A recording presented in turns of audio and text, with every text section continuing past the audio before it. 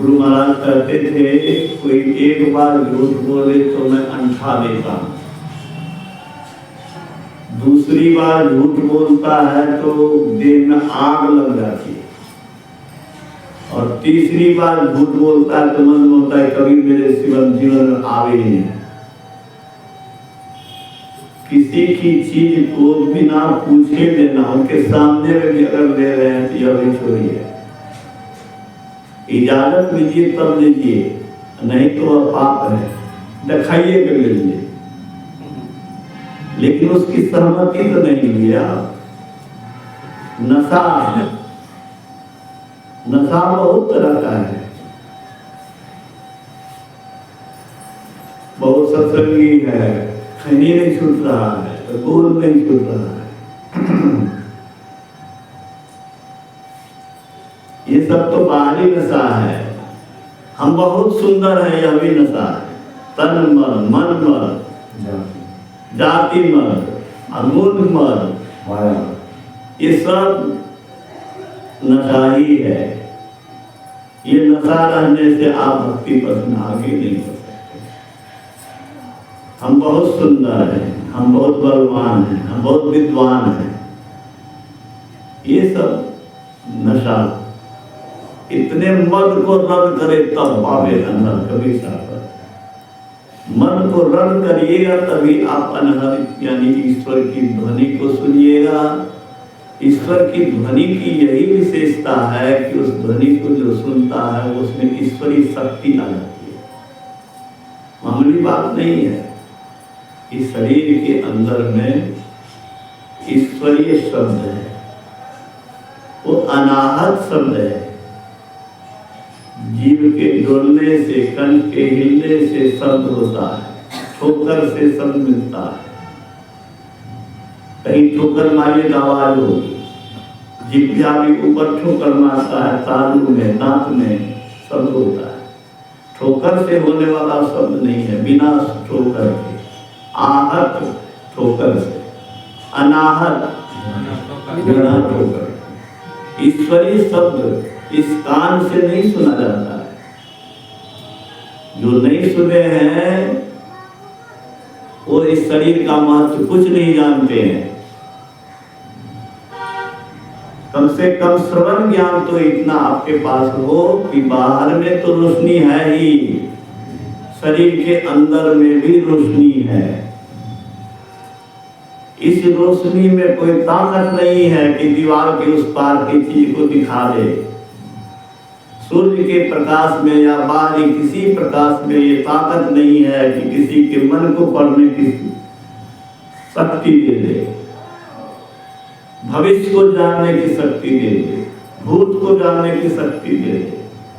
लेकिन अंतर की ज्योति जो पाएगा वो त्रिकालदर्शी होता है। घर बैठे सारा संसार देखो। गुरु महाराज ने कहा एक विद्युता दूरबीन हो तो दूरबीन क्या करे, दूरबीन से दूर की चीज को देखते हैं। यहीं से चांद को ठीक ठीक देखना है, बड़ा करके देखना है तो दूरबीन से आप देख सकते हैं। लेकिन वन पॉइंटेडनेस दृष्टि योग के द्वारा जो अपने मन को, अपनी दृष्टि को सिमट कर एक बिंदुता प्राप्त करता है। इतना सिमटाओ, कितना सिमटाओ। सुई के छेद में धागा घुसाते हैं, सिर्फ छिद्र पर नजर रहती है। धागा में अगर रेशा है तो रेशा को भी 2 चुटकियों से मर करके उसको उसके नोक नुकीला बनाते हैं, तब उसमें घुसता है। अगर उसका रेशा फैला रहे तो नहीं घुसे। अपने दृष्टि को इतना सूक्ष्म बनाओ। सूक्ष्म बनाने के लिए क्या करो तो गुरु महाराज कहते हैं 2 नैन बीचों बीच सन्मुख एक टक देखत रहो, आप ही वह बिंदु जल के पट गिराने लगत रहो। कुछ नहीं करो, सन्मुख में देखते रहो। टकटकी लगा के देखो। टकटकी लगा के मतलब क्या देखो, नजर को हटने नहीं तो यही हुआ टकटकी। एक ही जगह पर, कहाँ पर? सामने गंग जमुन सरस्वती संगम पर दृष्टि युगल कर अंगुल द्वादश पर दृढ़ थिर धरुण ठहराई।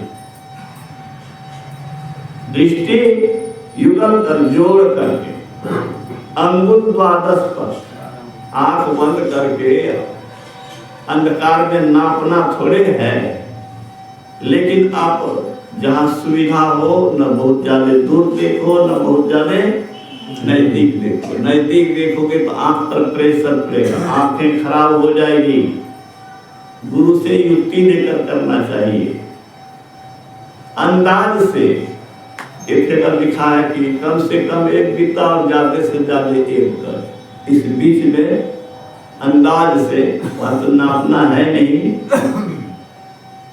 अपने दृष्टि को सिमटने का अभ्यास करो। तो गुरु महाराज कहते हैं कि आप और कुछ करना नहीं, देखते रहो, बिंदु अपने आप बन जाएगा। जितना अभ्यास करोगे दृष्टि उतनी सिमटती जाएगी। इसका दृढ़ अभ्यास करने की जरूरत है। मेरे कहने का मतलब यह है कि जहां तक आवाज जा रही है ध्वनिवर्धक यंत्र के माध्यम से, आप जानिए कि शिव नेत्र भगवान शिव को नहीं था, वह शिव नेत्र हम सबके पास है। शिव जी ने क्रोध करके अगर तीसरी आंख खोली तो कामदेव जल के राख हो गया। गुरु महाराज कहते हैं कि प्रसन्न होकर के अगर तीसरी आंख खोले तो सामने वाले का कल्याण हो जाए, और अप्रसन्न होकर के तीसरी आंख खोले तो सामने वाला बर्बाद हो जाए। वो आंख हमारे आपके सबके पास है। अफसोस कि इसका ज्ञानों को सुना भी नहीं है कि ऐसी आंख भी है। अंतर में ऐसे प्रकाश भी है, जिस प्रकाश के विषय में गुरु महाराज ने कहा, सतगुरु सतगुरु नित्य ही पुकारत छीजत पाप समूह रहे, सतगुरु रूप ही में धारत काम क्रोध मद सब विकार जल जाएगा। अमीय रूप गही मन सुख पावक सूरत शैल ब्रह्मांड रहे। अमीय रूप में वही बिंदु रूप। कौन बिंदु रूप? ज्योतिर्मय बिंदु। कठिन वस्तु है। एक क्विंटल सोना कोई कमा के रखा है मेरे पुराना ने, उम्मीद है कि एक क्विंटल सोना किसी के पास होगा, लेकिन हजारों क्विंटल अन्न हो सकता है। तो जो चीज सस्ती होती है वो कम मेहनत से प्राप्त होता है, जो महंगी होती है उसमें उतनी ही मेहनत लगती है। तो इस संसार में इससे बड़ी महंगी कोई चीज ही नहीं है कि सूरत ब्रह्मांड में सैर करेगा, शरीर पड़ा रहेगा, शरीर में बीमारी रहेगी, उसका कुछ नहीं बिगड़ेगा, कष्ट उसको छू नहीं सकेगा, मौत भी उसके पास आने का साहस नहीं करेगा। शरीर में रहेगा तब न जमदूत उसको लेके जाएगा, शरीर छोड़ के ब्रह्मांड में सैर करेगा। कौन कह रहा है? गुरु महाराज के बारे में। अमीय रूप गही मन सुख पावत। मन को ऐसा सुख मिलेगा कि संतुष्टि होगी, तृप्ति होगी, आघा जाएगा, फिर और पाने की कोई इच्छा ही नहीं रहेगी, नित्यानंद ब्रह्मानंद प्राप्त होगा। तो अंदर में प्रकाश भी है और अंदर में ईश्वरीय शब्द भी है। ईश्वरीय शब्द ईश्वर में मिला देता है। अभी यहाँ ध्वनिवर्धक यंत्र से हम बोल रहे हैं, चारों ओर आवाज फैल रही है। कोई हमसे मिलना चाहे तो बिना पूछे आवाज किधर से आ रही है सुन के यहाँ पहुंच जाएगा। इसी तरह से ईश्वरीय शब्द ईश्वर के पास पहुंचा देता है। और हम लोग का अहोभाग्य है कि ऐसे गुरु हम लोग को मिले जो इस शब्द के विषय में सुना, इस शब्द का बताने वाले के खोज में 5 वर्ष तक भटकते रहे, भूखों प्यासों, देह पर वस्त्र नहीं है, एक धोती है और वो भी मांगने पर दे दिया, एक लंगोटी बच गई, स्नान कैसे करें तो वृक्ष के आड़ में जाकर के कोपिन को खोल दिया नंगे होकर के, तब कोपिन को 2 टुकड़ा किया।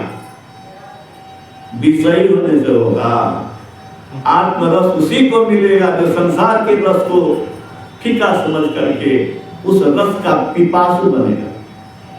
अगर आपके अंदर में प्यास नहीं है तो आप सत्संग न रुकिए। अंदर की ज्योति की पाने की अगर भूख तुम्हें नहीं है, अंदर के उस शब्द को पाने की भूख नहीं है, उसको पाने के लिए प्रयास नहीं है, पूरा अभ्यास नहीं है, पूरा अभ्यास नहीं है, तो जीवन में निराश ही निराश होना पड़ेगा, हताश ही हताश होना पड़ेगा। और फिर पता नहीं भविष्य कितने जन्मों तक अंधकार में रहेगा। बड़ी ईश्वर की कृपा है कि हम लोग को मनुष्य शरीर मिला है, जिस शरीर में ईश्वर बनने का साधन है। कॉलेज ऐसा है जो डॉक्टर बनने का साधन है, इंजीनियर बनने का साधन है, कलेक्टर बनाने का साधन है, लेकिन ये स्कूल सत्संगालय जो है, गुरु का जो आश्रम है, गुरु का जो ज्ञान है, वह क्या है? वह ईश्वर बनने का आपको साधन देता है। तो इन बातों को जानना चाहिए और इस बात को करना चाहिए, इस बात में लग जाना चाहिए। मैं बराबर कहता हूं कि संसार का कोई भी परिश्रम कभी भी किसी स्टेज पर बेकार जा सकता है, सिद्ध हो जाएगा बेकार। बहुत तपस्या करके कलेक्टर बना, गोपालगंज के डीएम को गोली मार दिया, उसकी तपस्या का क्या फल उसको मिला? बहुत मेहनत करके डॉक्टर बना, मधेपुरे में नवजुग के था और उसको कैंसर हो गया, दुनिया से चला गया। आप अनूप जाके लाए, घर में आग लग गया, सब परिश्रम बेकार है। लेकिन ये जो सत्संग आप करते हैं, गुरु के प्रति श्रद्धा रखते हैं। अभी आप सुने ना कि गंगा के जल को, गंगा की क्या को, गंगा के जल की क्या आवश्यकता है, लेकिन गंगा के को गंगे का जल अर्पित करते हैं। सूर्य को दीप का क्या जरूरत है, तो संसार को रोशनी देता है, लेकिन हम लोग दीप जला के लगाते हैं। ये जलाना बेकार है क्या? जलाना बेकार नहीं है, उसको रोशनी की जरूरत नहीं है। हम अपना दिल उनसे जोड़ रहे हैं, श्रद्धा अर्पित कर रहे हैं, अपनी भावना अर्पित कर रहे हैं, या योग को कि स्वयं को उनसे जोड़ रहे हैं, लिंक बना रहे हैं। शरीर को शरीर से छुआ जाता है, शरीर को शरीर से पकड़ा जाता है, अदृश्य को अदृश्य से पकड़ा जाएगा। अदृश्य है परमात्मा, अदृश्य है भाव, भाव से परमात्मा बोला है। कहाँ है भाव के भूखे हैं भगवान।